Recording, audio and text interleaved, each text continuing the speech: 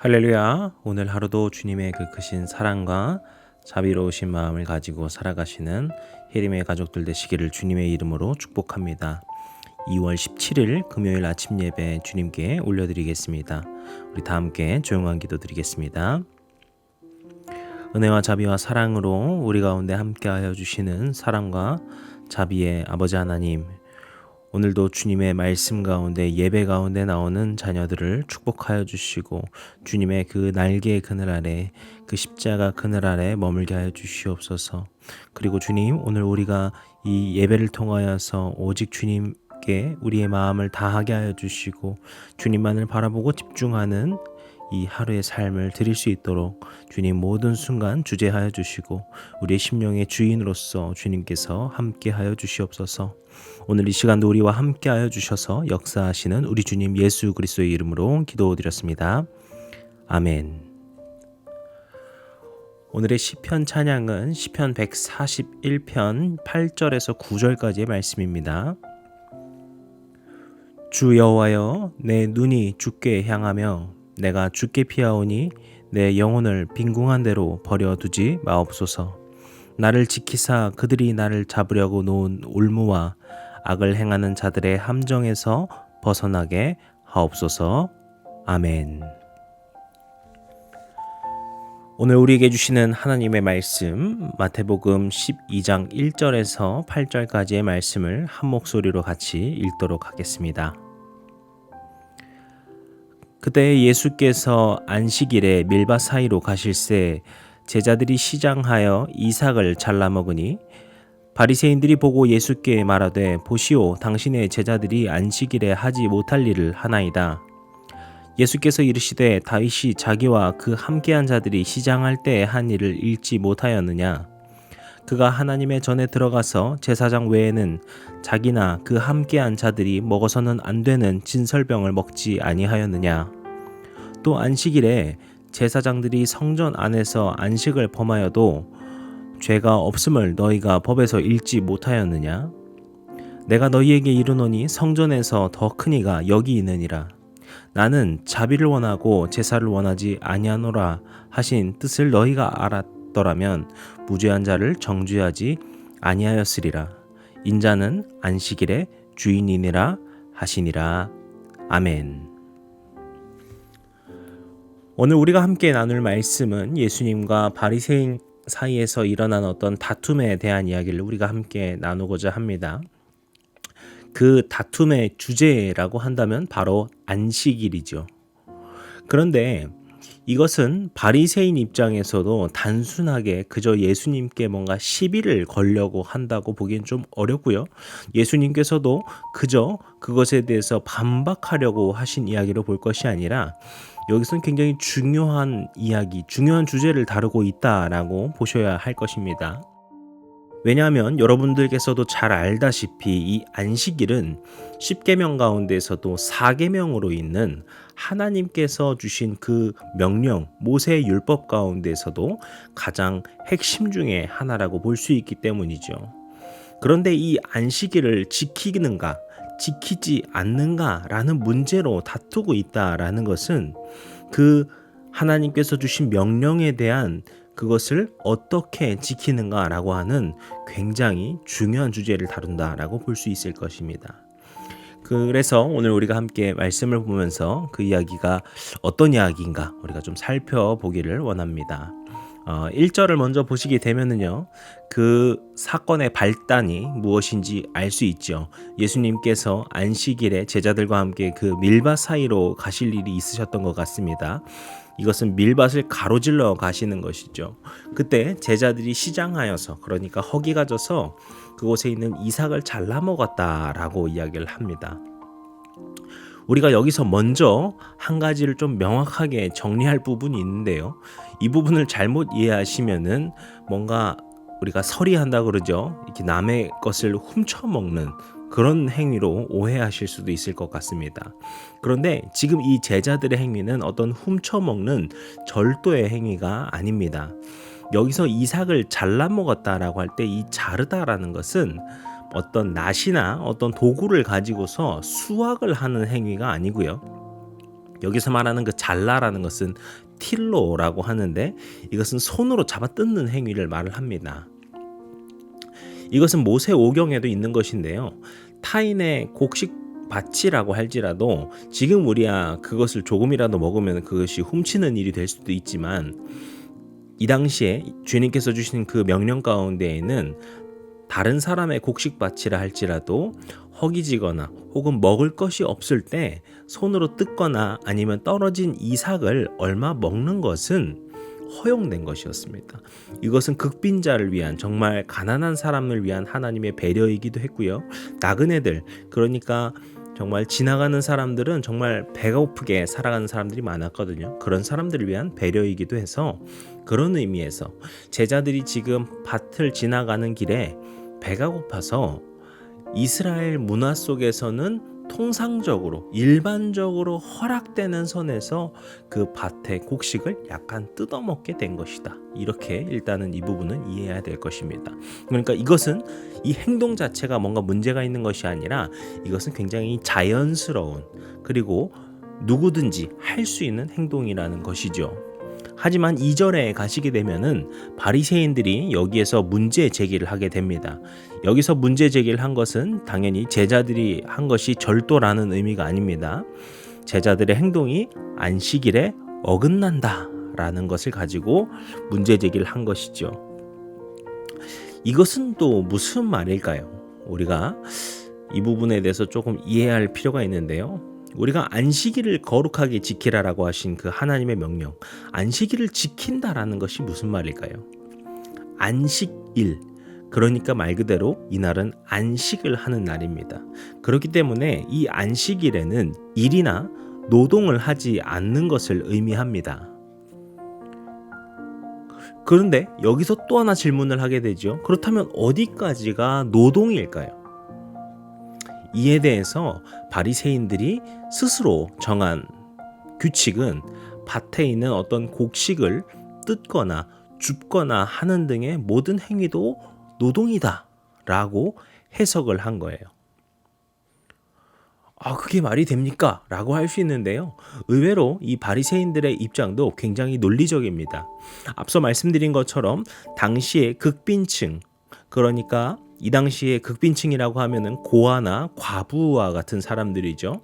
그들이 스스로 뭔가 배가 고플 때 그리고 어떤 끼니를 해결하거나 하기 위해서는 다른 사람들의 밭에 가서 그것에 있는 이삭을 줍거나 하는 일들을 했습니다.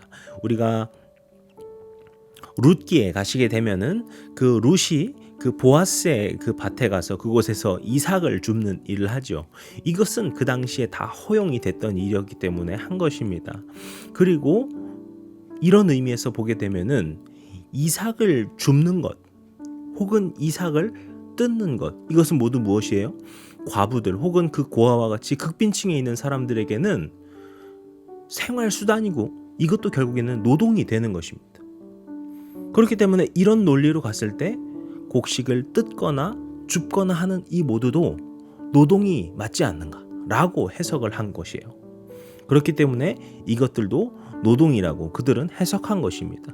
때문에 이런 의미에서 보면은 제자들의 행동은 노동과 같은 행위인 것이죠. 그렇기 때문에 이날은 안식일이었기 때문에 이들의 행동은 안식일을 지키지 않는 행위였다라고 주장을 하게 된 것입니다. 여기까지 들으시면 혹시 마음이 어떠세요? 바리새인도 나름 일리가 있다라고 느껴지실 수 있을 것 같습니다.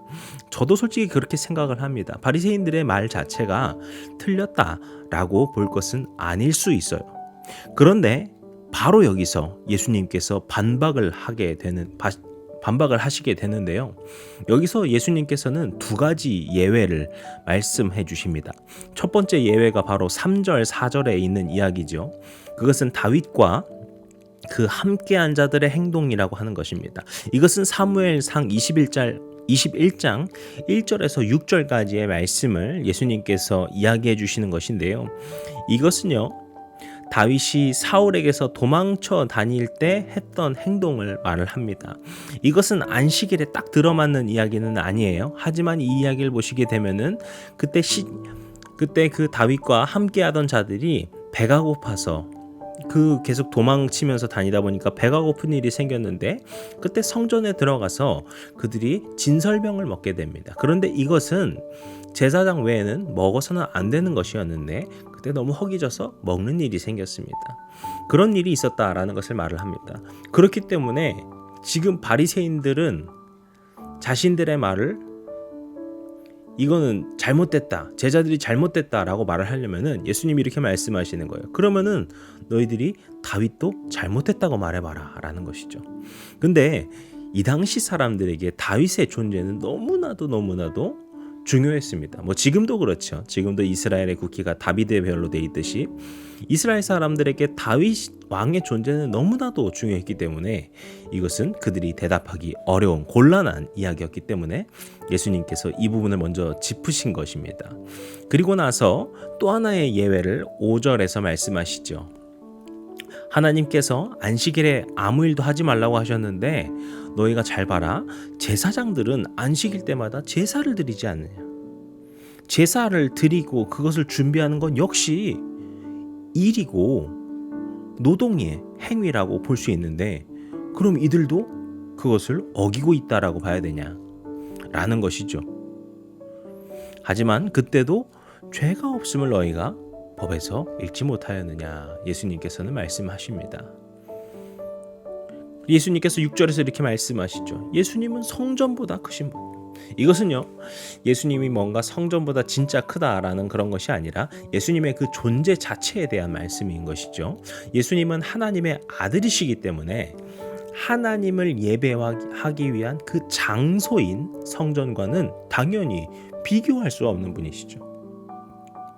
그러니까 성전이라고 하는 곳에서 제사를 드릴 때에는 안식일 노동에서 예외를 두는 것을 너희가 알고 있는데, 하물며 그 예배의 주체가 되는 하나님의 아들이신 성자 예수님이 지금 나와 내가 지금 함께하고 있는데 이것이 대체 무슨 문제가 되냐라는 것을 주님께서 다시 말씀하고 계시는 거예요.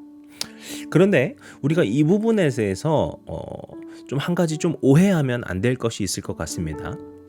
예수님께서 이렇게 예외를 말씀한다라고 하실 때 그 핵심을 우리가 어떤 말다툼 혹은 그 말싸움을 해가지고 이기는 것, 우리가 뭔가 그 법정 영화나 드라마를 보게 되면은 그 법적인 문제를 놓고 변호사와 검사가 막 옳고 그름을, 혹은 변호사와 변호사가 옳고 그름을 따지죠.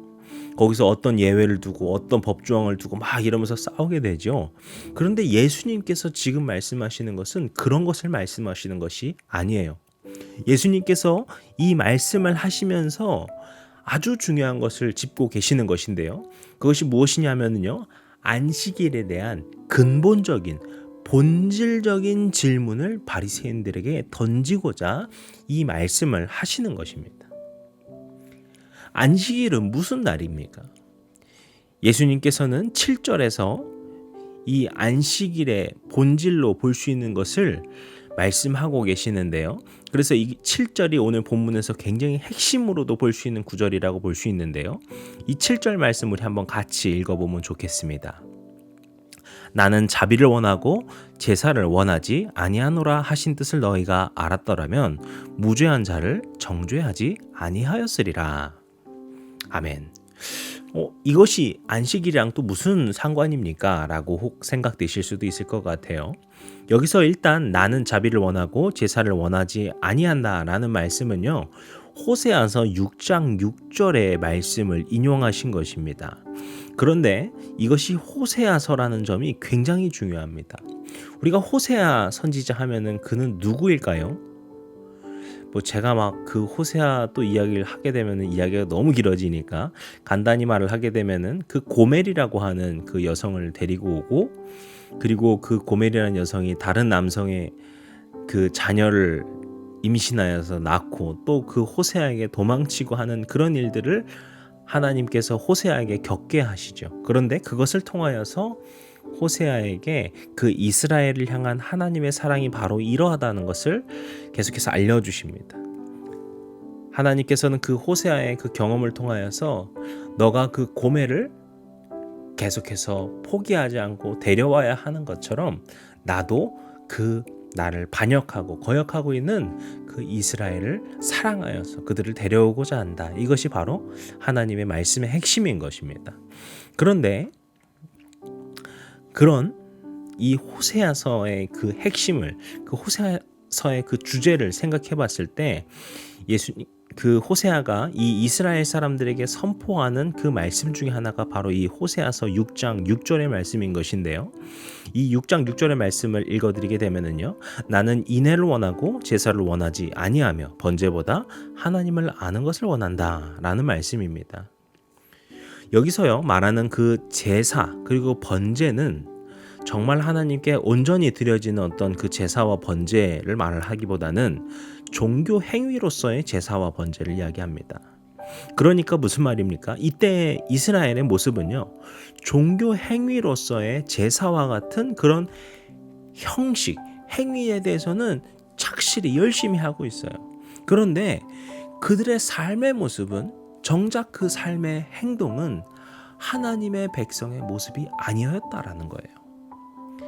하나님의 자녀인 우리의 그 이웃들, 그 서로를 향한 그 인애하는 마음, 자비로운 마음, 그 사랑하는 마음은 사라진 채 종교 행위들만 열심히 하면서 나는 하나님을 잘 믿고 있어 라고 착각하고 있더라는 겁니다. 그래서 이에 대해 호세아 선지자가 하나님의 말씀을 대언하면서 너희들은 지금 종교 행위를 하는 것인데 하나님께서는 너희들이 종교 행위를 하는 것을 원하는 것이 아니다. 너희가 하나님의 사랑을 알고 그 자비로우심을 알고 그 인애로우심을 알고 그것을 이웃들에게, 나의 주변 사람들에게 혹은 원수에게까지도 전하는 것이 바로 주의 백성들의 모습이다 라는 것을 호세아 선지자가 이야기를 하고 있습니다. 다시 오늘 본문 이야기로 돌아오게 돼서, 그리고 아까 말씀드렸던 그 질문을 우리가 해보길 원합니다. 예수님께서 말씀하시는 그 안식일의 본질, 그러니까 그 안식일이 무엇이었을까요? 하나님께서는요 왜 그 7일째 되는 날에 우리들에게 쉬라고 하셨을까요? 하나님께서 6일 동안 창조를 하시고 마지막 7일째 쉬셨기 때문에 이 날을 단순히 기념하라는 의미였을까요? 물론 그것도 있을 거예요. 그런데 우리가 이 당시의 이 노동 구조를 잘 생각해 볼 필요가 있습니다. 당시에는 노동이라고 하는 것은요, 하면 할수록 자신의 무언가가 늘어나게 되는 구조예요. 물론 지금도 그렇다고 볼 수도 있겠지만요, 극빈층, 노예 등을요 부려서요 그들이 하루도 쉬지 않고 계속해서 일을 하게 되면요, 그 일을 하는 시간만큼, 그 일을 하는 그만큼 그 땅의 주인, 그 지주는 부가 더 많이 쌓일 수밖에 없는 그 구조가 이 당시 이 노동이라는 거예요. 너무나도 선명하게 보이지 않습니까? 밭을 더 가는 만큼, 그래서 더 많은 것을 심는 만큼, 그것을 더 많이 수확하는 만큼 더 많이 벌어들일 수밖에 없는 것이 이 당시의 노동의 구조인 것이죠. 반대로 쉬게 된다면 어떨까요? 그 쉬는 그 시간만큼 손실이 일어나게 됩니다. 그렇기 때문에 당시 사람들은요, 하루도 쉬지 않고 일하는 것이 오히려 당연한 사회였어요. 그런데 이스라엘은 그렇지 않았죠.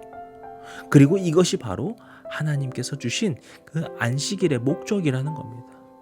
안식일은 누구를 위한 것입니까? 안식일은 하나님께서 너희들이 그날 정말 뼈 빠지게 또 고생하면서 나에게 제사 드려야 돼. 너희들은 쉬지 않고 나한테 제사를 드리는 걸 해야 되니까 이 안식일도 똑바로 지켜라고 하는 것이었을까요?